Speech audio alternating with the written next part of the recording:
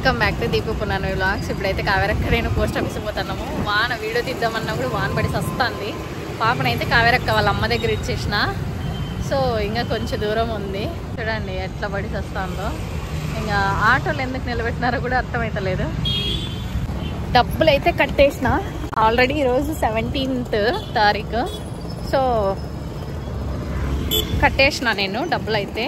But ఈరోజు RD డబ్బులు అయితే రెన్యువల్ ప్రీమేచ్ రెన్యువల్ తీసుకుంటాను. కన్నడ వచ్చేస్తుంది, కావేరక్క పక్కన ఉంది కాబట్టి. అందుకే ಬರುತ್ತೆ ಏನು ಮಾಡನೆ, ನಿನಗೆ ತೆಲುಗು ಅರ್ಥ ಆಗಲ್ಲ. ఈ అక్క నాకు పరిచయం అయ్యి నియర్లీ 4 years అవుతుంది. బట్ తెలుగు 2 ముక్కలు నేర్చుకునింది అంతే. ఏనేನು ಬರ್ತದೆ తెలుగಲ್ಲಿ చెప్పు మళ్ళా. ఆಮೇಲೆ అట్లా ఇట్లా అట్లా ఇట్లా అది పునర్నవి అంటది కాబట్టి హಂಗಂದ್ರೆ ಏನೇ అట్లా ఇట్లా ಅಂದ್ರೆ ಏನು అని నాకు ఫోన్ చేసి అడుగుతుంది. ఇప్పుడైతే పునర్నవి ఫీజు కోసం అని చెప్పి పునర్నవి 4 months కాదు 6 months ఉన్నప్పుడు నేనైతే ఆర్డీ చేపించిన పోస్ట్ ఆఫీస్లో. ఎందుకంటే అప్పుడు చేపించింది పిల్లలకి యూజ్ అవ్వాలి అని చెప్పి. ఇప్పుడు పునర్నవి స్కూల్ ఫీజు కట్టేదానికైతే ఆర్డీ డబ్బులు యూజ్ అవుతుంది. మనము తక్కువ టైంకి డబ్బులు కట్టాలి అని అంటే మన దగ్గర అంత సేవింగ్స్ ఉండదు. అందులో వేరే పునర్నవి ఫೀಸ್ 50,000 ಏನು ಹೌದು. ಮತ್ತೆ ಹೋಗ್ತಿರೋದು ಅದಕ್ಕೆ పాయింట్ అంటే డిసప్పాయింట్. పోస్ట్ ఆఫీస్ దగ్గరే ఉన్నా నేను. పోస్ట్ ఆఫీస్ మేడంను కూడా ఒకసారి చూసుకోండి. ఎందుకంటే ఈడ కాదు నేను చేయించిండేది. ముందు ఒక ఏజెంట్ వస్తాను ఆమె దగ్గర చేయించిన. సో అది అక్కడికే పోయి చేయించుకోవాలంట. అంటే క్లోజింగ్ మాత్రం ఎక్కడ చేపిస్తామో అక్కడే చేయించాలి. వాళ్ళు మనం రాసిచ్చిన అప్లికేషన్ ఉంటుంది కదా, అది ఎక్కడ ఉంటుందో అక్కడే క్లోజ్ చేసేది. దాన్ని కూడా వాళ్ళు సరెండర్ చేసుకొని డబ్బులు అయితే మనకి ఇచ్చేస్తారు. సో అందుకే ఇప్పుడైతే నేను కనక సర్కిల్కి వెళ్ళాలి. అక్కడికి వెళ్ళి డబ్బులు తీసుకొని రావాలి. ఇప్పుడే పోయి కనక సర్కిల్కి డబ్బులు అయితే విడిపించుకొని వచ్చిన 50,000. సో 3 years కష్టపడి కట్టిండేది. ఇప్పుడైతే విడిపించేసిన పునర్నవి కోసము. సో పునర్నవి కోసమే యూజ్ చేస్తా. ప్లస్ దీనిలో ఇంకో సర్ప్రైజ్ ఉంది. అది కూడా మీకు ఈ వీడియోలో అప్డేట్ చేయను. ముందు వీడియోస్లో అప్డేట్ చేస్తా. ఈ కావేరక్కదంత తಲೆನೋವು ನೀನ್ ಯಾಕೆ ತೆಗಿಬೇಕು ಹೇಳು. ఇంటికి వచ్చిన తర్వాత పోస్ట్ ఆఫీస్ నుంచి ఏం చేస్తున్నానంటే బర్గర్ అయితే చేస్తున్నా. పునర్నవికి రోజు సర్ప్రైజ్ ఇద్దామని చెప్పి నేను నైట్ అడిగింది. బర్గర్ బన్స్ తీసుకొచ్చిన కదా, మీకు నిన్న వీడియోలో చూపించిన. సో అదైతే ప్రిపేర్ చేస్తున్నాను. ఆల్రెడీ ఇవైతే కాలుతున్నాయి. ఇవంతా అయిపోయిన తర్వాత అంత లోపల అది కాలే లోపల మైనీస్ సాస్ వేసి ఆ 2 మిక్స్ చేసుకునేయాలా. చీజ్ కూడా తీసి పెట్టిన. సో ఇవంతా కొంచెం క్లీన్ చేయాలా. ఇవంతా క్లీన్ చేసే లోపల బర్గర్ అయిపోతుంది. పునర్నవి వేరే వచ్చేస్తుంది. సో ఫాస్ట్గా చేయాలా. వీడియో తీసే అంత టైం ఉంటే తీస్తాను, లేదంటే ఫుల్ ఎండ్ చేసేసిన తర్వాత బర్గర్ మొత్తం అప్పుడైనా తీస్తాను. టోటల్గా బర్గర్ అయితే రెడీ. ఇది పునర్నవి అయితే స్కూల్ నుంచి ఇప్పుడు వచ్చింది. తానే పని చెల్లిని ముద్దులాడే పని. చాలు నీకేందో సర్ప్రైజ్. ఇప్పుడు అక్కకి సర్ప్రైజ్.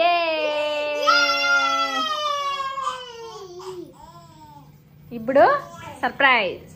రెడీ 1 2 3 రా. నేను కళ్ళు మూసి పెట్టుకొని పిలుచుకొని పోతున్నా. ఎట్లా రియాక్ట్ అవుతుందో పునర్నవి చూడాలి. రెడీ. ఎవరు దొంగ?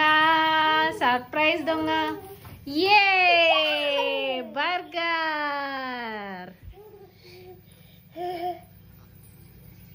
తిని ఎట్లుందో మా అమ్మకి చెప్పాలా. సూపరా? తిను. పప్పాకు కూడా వాడు చూడు. ఇప్పుడు నేనైతే టేస్ట్ చేస్తాను. ఇగో పునర్నవిది ఒక రవ్వ టేస్ట్ చేసింది పునర్నవి. సో నేను ఇప్పుడైతే కెచప్ వేసుకొని ఎట్లుందో మీకు టేస్ట్ చెప్తాను. నాకు కెచప్ లేనిది అస్సలు బర్గర్ అనేది తినబుద్ధి ఉంటుంది. సో కెచప్ పక్కా కంపల్సరీ ఉండాల్సిందే. అందుకే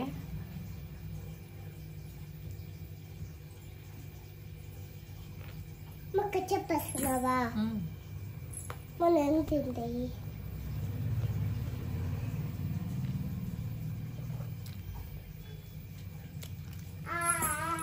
సూపర్ ఉంది మనం పెట్టద్దు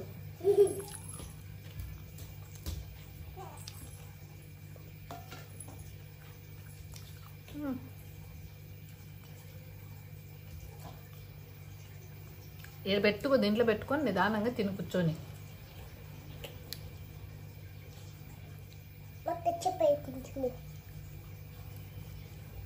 పట్టు దానికి బర్గర్కి వేసుకోవాలా నేనైతే పోస్ట్ ఆఫీస్ డబ్బులు కట్టిన ఈరోజు డ్రా చేసుకొని వచ్చిన అని చెప్పినా కదా దాని గురించి చెప్తానన్నా కదా మా పునర్నవి 6 months బేబీ అప్పుడు ఆర్డీ చేయించిన ఎందుకు చేయించినానంటే పునర్నవి 4 years తర్వాత స్కూల్కి వెళ్తుంది కదా ఆ స్కూల్ టైంకి డబ్బులు ఉంటుందో లేదో ఆ సిచ్యుయేషన్ ఎట్లుంటుందో ఏమో అని నేనైతే ఆర్డీ చేయించిన ఆ ఆర్డీ డబ్బులే ఇప్పుడు పునర్నవికి స్కూల్ ఫీజు కట్టేదానికైతే యూస్ చేస్తాను ఆర్డీ బుక్ లేదు చూపించేదానికి ఎందుకంటే పోస్ట్ ఆఫీస్ వాళ్ళు తీసుకునేసినారు నేను ముందే తీయాల్సింది వీడియో తీయలేదు ఇంకొకటి ఏమంటే చూపిస్తాను అది ఎస్బీ అకౌంట్లో ఇక్కడ మీరు చూడొచ్చు 50,000 నేను డ్రా చేసినట్టుంది టోటల్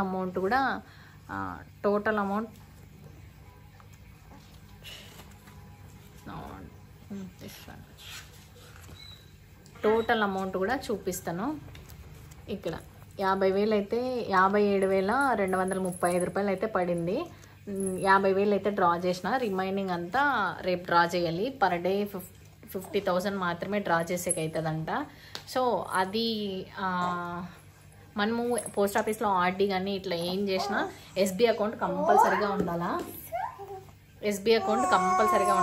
ఎందుకంటే వాళ్ళు మనకి డైరెక్ట్ ఆ బుక్ ఇచ్చేస్తే ఎవ్వరు ఎస్బీ అకౌంట్కి వేస్తారు ఎస్బీ అకౌంట్ నుంచి మనం డ్రా చేయాలి సో అందుకని నేను ముందే అయితే ఎస్బీ అకౌంట్ అయితే చేసి పెట్టిన దాంట్లో కూడా 500 కడతా అప్పుడప్పుడు నెక్స్ట్ చిన్న పాపకని చెప్పి ఇది కూడా నా పేరు మీదనే చేయించిన ఆర్డీనే ఇది కూడా ఇప్పుడు కొత్తది చేయించిన అది క్లోజ్ అయింది కదా సో అందుకని చెప్పి అది క్లోజ్ చేయకముందే 2 నెలల ముందే దీన్ని ఓపెన్ చేయించిన 2 months బ్యాక్ చేయించిన అనమాట ఇది చూడండి 2,000 కడుతున్నా ఇప్పటికి 4,000 అయింది 2 నెలలు కట్టినా కాబట్టి నెక్స్ట్ మంత్కి 3 months అవుతుంది సో ఇట్లా ఆల్రెడీ నేను 2 PLIలు కూడా చేయించిన అవన్నీ ఇంకొక వీడియోలో షేర్ చేస్తాను ఇప్పుడైతే పునర్నవికి వస్తుంది ఇప్పుడు చేయించిండే ఆర్డీ నెక్స్ట్ 5 yearsకి మెచ్యూర్ మనకి మధ్యలో కావాలన్నా కూడా 3 years తర్వాత ప్రీ మెచ్యూర్ క్లోజింగ్ చేసుకోవచ్చు నేనైతే ఇప్పుడు చేసిన ఆర్డీ అట్లే చేసిన ఎందుకంటే పునర్నవి ఫీజు కట్టాలి అని నేను అది పునర్నవికి యూజ్ అవ్వాలి అని అనుకున్నా సో ఇప్పుడు కట్టేకి ఇబ్బంది అవుతుంది అనేం కాకుండా ఆ డబ్బులు పునర్నవికి యూజ్ అవ్వాలి అని చెప్పి ప్రీ క్లోజింగ్ అయితే క్లోజ్ చేసిన ఇప్పుడు ఎస్బీ అకౌంట్ ఆర్డీ అకౌంట్ ఇంకోటి ఓపెన్ చేసినా కదా అది చిన్న పాప కోసము ఓపెన్ చేసింది రేపు పొద్దున్నే ఆ పాపకి 4 years వచ్చినప్పుడు స్కూల్కి వెళ్తుంది దాన్ని కూడా ప్రీ క్లోజింగ్ కానీ 5 years తర్వాత మెచ్యూరిటీ కానీ తీసుకున్న 1,42,000 వస్తుంది అనమాట 2,000 కడితే అప్పుడైతే ఇద్దరికి యూజ్ అవుతుంది కదా సో హాఫ్ చేసి అయినా స్కూల్ ఫీజులు కట్టచ్చు అని చెప్పే దీంతో నేనైతే ఆర్డీ కూడా చేయించిన పిఎల్ఐలు బెనిఫిట్ కూడా బాగానే ఉంది ఎవరు అంటే జాస్తి జనాలు పోస్ట్ ఆఫీస్ని నమ్మరనమాట పోస్ట్ ఆఫీస్ వడ్డీ తక్కువ ప్లస్ అక్కడికి వెహికల్ ఫెసిలిటీ ఉండదు చాలామందికి పోస్ట్ ఆఫీస్ ఎక్కడో ఊరు చివరిలో పెట్టింటారు అట్లని చెప్పి జాస్తి జనాలు పోస్ట్ ఆఫీస్లో కట్టరు బట్ ఇప్పుడు ఉన్న జనాలందరూ పోస్ట్ ఆఫీస్ని నమ్ముతున్నారు అక్కడికి ఏమీ ఫెసిలిటీస్ ఉండవని చెప్పి నమ్మరు కానీ బ్యాంక్స్ కంటే సేఫెస్ట్ ప్లేస్ అంటే డబ్బులు పోస్ట్ ఆఫీస్లో అని నేను నమ్ముతా అందరి విషయం ఒక్కొక్కరి మైండ్ సెట్ ఒక్కొక్కలా ఉంటుంది సో మనకు తెలియదు నేనైతే పోస్ట్ ఆఫీస్ని అయితే నమ్ముతా ఎందుకంటే డబ్బులు సేఫ్టీగా ఉంటుంది ఎప్పటికైనా మనకు తిరిగి వస్తుంది వడ్డీ తక్కువే కావచ్చు మనం ఎక్కువ అత్యాశకు పోయి ఇది చేసుకునేది అవసరం లేదు కదా అందుకని చెప్పి నేనైతే పోస్ట్ ఆఫీస్నే ప్రిఫర్ చేస్తా లేదు ఈవినింగ్ అయ్యేసరికి తిరగాలని ఏడుస్తుంది మా పాప ఇప్పుడు వాన వేరబడుతుంది అందుకే నేనైతే పోస్ట్ ఆఫీస్లో సేవ్ చేస్తాను అన్ని మంత్లీ 10th లోపే వెళ్ళి కట్టేసి వస్తాయి ఎన్ని ప్రాబ్లమ్స్ ఉన్నా సరే. ఎందుకంటే అది పిల్లల కోసం యూజ్ అయ్యేది. మనం ఎవరి కోసం బతుకుతాం, అన్నీ చేసేదైనా పిల్లల కోసమే. సో పిల్లలకి ఏదైనా ఎమర్జెన్సీ వస్తే కష్టకాలంలో ఎవ్వరు ఆదుకోరు, ఎవ్వరు డబ్బులు ఇయ్యరు. సో మనకి ఏదైనా ప్రాబ్లం వచ్చింది అని మన రిలేటివ్స్ని ఏమన్నా అడిగినాము అని అంటే దాన్ని అడ్డం పెట్టుకొని వేరే ఏంటో మాట్లాడడము ఇట్లాంటివన్నీ చేస్తారు. మనం ఒక్కరి మీద డిపెండ్ అవ్వకూడదు. ఇంకోటి ఏమంటే మనం వాళ్ళ కోసమే మనం పిల్లల్ని కనలేదు. మనం సాకే యోగ్యత ఉంటేనే దేవుడు మనకి ఇచ్చింటాడు. మనం ఎట్లా సాకాలి అనేది నీట్గా ప్లానింగ్ చేసుకుంటే ఎవరికి ఏ ప్రాబ్లం రాదు. ఒక్కరి దగ్గరికి వెళ్ళి చేయి జార్చాల్సిన అవసరం ఉండదు. వస్తుంది, ప్రతి ఒక్కరు అట్లా లేకుండా అయితే ఉండరు. అప్పు లేని వాళ్ళు అయితే ఉండరు. పిల్లల్ని కన్నోళ్ళు ఉంటుంది, ప్రతి ఒక్కరికి ఉంటాయి. అంటే ఎంతో కొంత, అంతేగాని ప్రతిసారి ఒకరి మీద డిపెండ్ అయ్యి వాళ్ళు ఇస్తారులే మళ్ళీ ఇవ్వచ్చులే మళ్ళీ చేసుకుందాంలే అని అనుకుంటే లైఫ్ అంతా కష్టమైపోతుంది. అందరికీ ఒకటేలాగా జరుగుతుంది అని అంటే అది మనం అనుకునే భ్రమ. దేవుడు ఎట్లాంటి లైఫ్ ఇచ్చింటే అట్లాంటి లైఫ్ అనుభవించక తప్పదు. పునర్నవి పడిపోతుంది సెల్లు, అనుభవించక తప్పదు. సో నేనైతే ఈ ప్లానింగ్ చేసి కడుతున్నా. ఇంతకుముందు అంతా ఇంత చేసేదాన్ని కాదు. ఇవన్నీ ఒక అనుభవం అన్నమాట. మా అమ్మ మా నాన్న నాకు ఏం కట్టక ఏమి ఇది చేయక, సో ఇప్పుడు నా పిల్లలకి అట్లా ఉండకూడదు అని. కానీ నేను చేసే సేవింగ్స్ ప్రతి ఒక్కటి మా పిల్లకి నా పేరు మీద ఉన్నాయి, నావే అని చెప్పి చెప్తాను. ఎందుకంటే కష్టం విలువ, టైం విలువ, తిండి విలువ తెలిసిన వాడే బాగుపడేది.